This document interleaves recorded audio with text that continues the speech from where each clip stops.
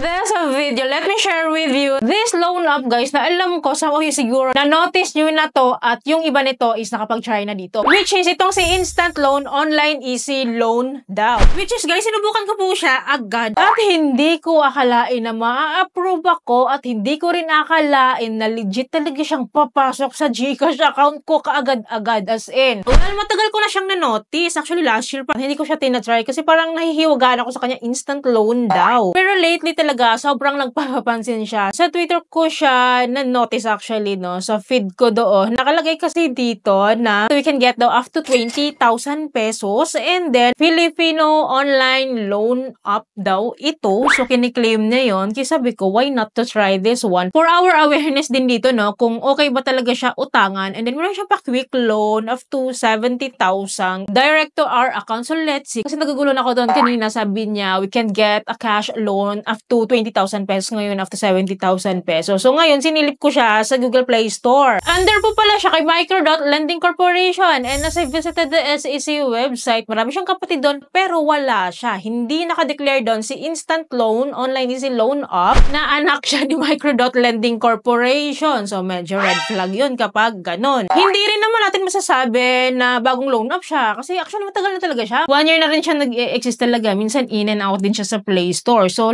see? So, sabi ko nga sa inyo, sinubukan ko na tong loan app na ito and for your information, approve nga po ako. Pero, of course, ipapakita ko sa inyo yung application process niya dito kung may nagbabago ba or ano ba yung mga kailangan po nila and magkano nga ba yung loan approval amount nila sa akin, magkano rin yung interest rate ko kasi mukhang promising and it seems like mukha siyang legit guys. Mataas siya mag-offer and mukhang promising yung kanyang loan offer. Kaya nga, diba, kinash loan ko siya, dinisperse ko siya. Hindi ko lang basta sinisili, kundi sinubukan ko talaga mismo at pumasok nga siya sa akin GCash account. And of course, i-share ko sa inyo yan step by step. Well, downloadable po siya sa Google Play Store, so install lang natin yung app and then upon opening it, so meron tayong permission statement dito na usual naman sa mga loan app. So, confirm lang po natin yan after reading that one. So, this one, may nagpa-pop up na SMS and call log. So, confirm lang natin yan para makapag-proceed tayo. So, allow lang natin tong mga nagpa-pop up dito. And then right after that, here po sa dashboard po ni Instant Loan App is wala siyang nakadeclare na credit limit, available credit limit or maximum credit limit. So, ang nakalagay dito, I need to enter my mobile phone number. And then, kapag na-enter ko na po yan, of course, i-enter ko din yung aking one-time verification code and then sign in lang tayo. And then, nakalagay dito, fast approval as little as 5 minutes daw. So, click lang natin tong apply and then, we need to provide our personal information here including our province of residence, mga residential address po natin, postal code, educational level, marital status, number of children, living condition, Facebook. Pero buti na lang, optional siya. Ito yung pinaka-red flag sa isang loan app kapag nanghihingi ng Facebook eh. So next step po is the work information naman. So meron lang silang tatlong hinihingi dito. Our profession, how long have you been working here, monthly salary or income. So dito po sa profession po natin, kahit piliin po natin tong unemployed or student po is kailangan pa rin po natin mag-provide ng other work information and then yung ating monthly salary or income. Anyways, proceed lang po tayo. Fill up lang po natin yan. And then, after that is the emergency contact natin. Dito po, tatlo lang po yung hinihingi po nila and hindi po siya magde-direct sa ating phone book list. So, manual po nating i-fill up. Dito po yung ating contact information. Then, dito po sa baba, we need to provide our email address. Nanghihingi po sila. And then, after that, continue lang tayo. So, here po, inaalam po nila yung ating credit standing. Like, answering this follow-up questions po nila. Kung may overdue ba daw tayo in the past few months, maximum overdue in the past months, and then total borrowings in the past month, number of loans in the past month. So, kailangan natin siyang fill upan. So, ang nilagay ko lang dyan lahat po is no loan. So, siguro naman, madedetect naman nila yan sa cellphone ko, no? Yung mga loan app na naka-install dito. So, click lang po natin tang continue. And then, here po is the ID information na. Ito nga po pala yung mga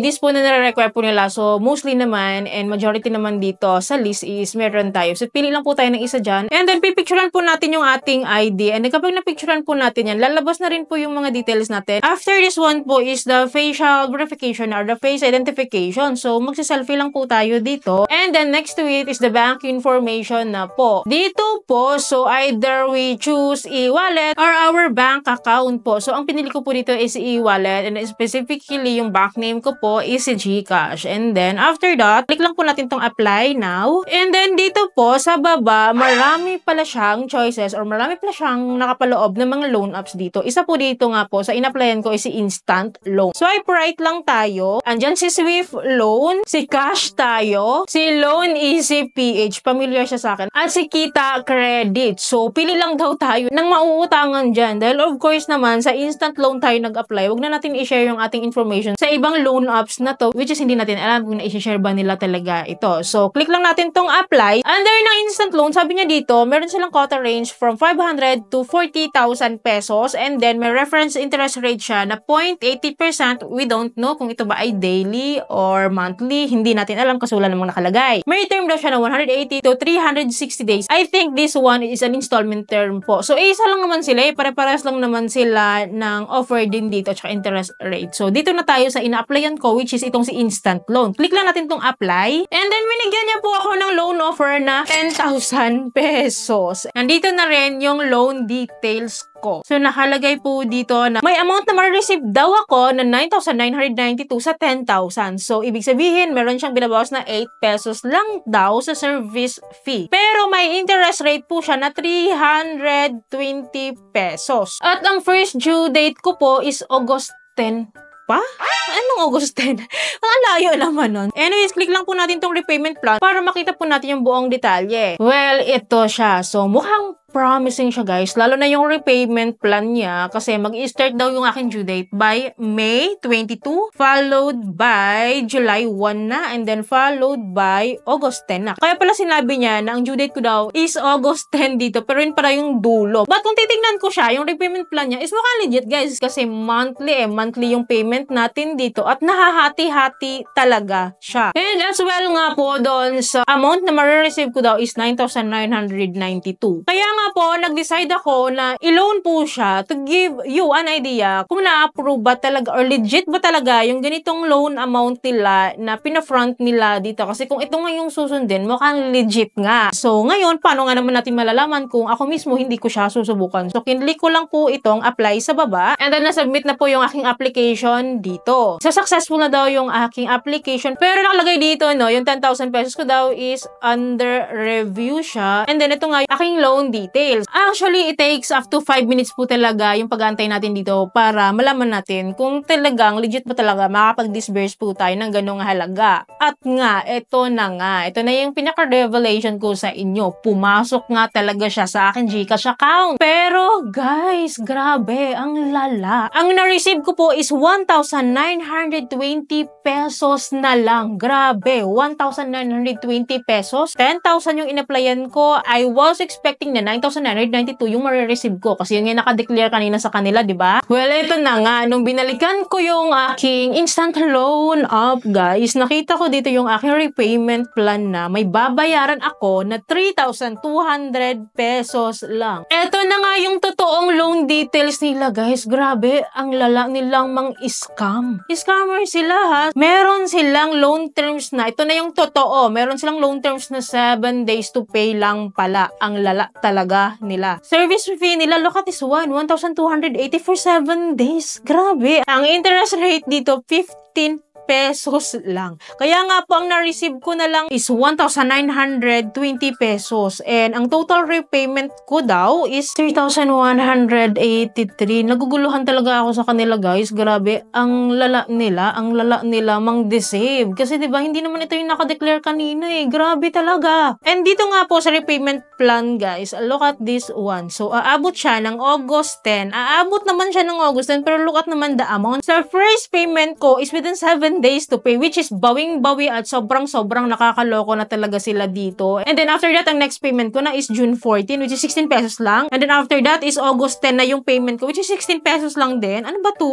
Ano ba to? As in, very, very disappointed po ako talaga dito kay Instant Loan. Pero wala na akong magagawa kasi nga, na-try ko siya. Pero at least, guys, naisilip ko siya. At least, bago nyo po man siya i-try, no, naging aware na kayo sa loan app na ito na ganito po siya. Yes po, nakakapag-disburse siya or pumasok agad siya sa aking GCash account. Pero look at this one, hindi po siya nakakatulong, nakakalubog lang siya ng utang. So what if may mabiktima din sila na ganito, na ang ganda-ganda ng pinafront nila kanina, tapos after nung ma-approve ka, papasok na lang sa Gcash mo, ganun kaliit na lang na amount, napakalaki na kinukuha nila sa atin. And mind you ha, 7 days to pay. Very scammer po ang galawan nito, and to be honest lang, yes, instant loan, this is giving, nakakakuha talaga tayo ng loan amount dito guys, pero scammer po itong loan app na ito. Hindi ko siya gusto and 100% not recommended po. So, na-deceive ako dito and wala akong magagawa kahit hindi ko gusto yung ganitong loan details or yung repayment plan nila or yung loan amount na na-receive ko is kailangan ko pa ring bayaran to dahil utang is a responsibility. I agree the loan agreement po bago ako na-disbursan kaya wala akong karapatang magreklamo kasi tinuloy kong mangutang dito. Pero lesson learned to sa atin. So, hindi porket maganda yung pinapakita nila no, na mga breakdown of payments or talagang engaging or talagang promising, hindi ibig sabihin okay or legit na talaga. Malalaman na lang natin kapag sa disbursement na. Well, anyway, sino po dito sa inyo ang may instant loan app po na katulad ko na biktima din ng kanilang pa-loan offer na medyo catchy talaga, medyo encouraging talaga at yun nga na i-loan natin. Okay, comment down below naman po yung mga katulad ko naka-experience din nito at meron din currently or nakapangutang dito kay instant loan app. And patuloy po ako mag-update sa inyo time to time naman no, regarding sa mga new loan apps na nag-exist ngayon, sa mga existing loan app din na patuloy na nag-a-update. Kaya dapat po nakasubscribe kayo and click yung bell button para lahat po ng videos ko is updated and notified po kayo. So yun lamang po. Thank you po for watching this video. Bye!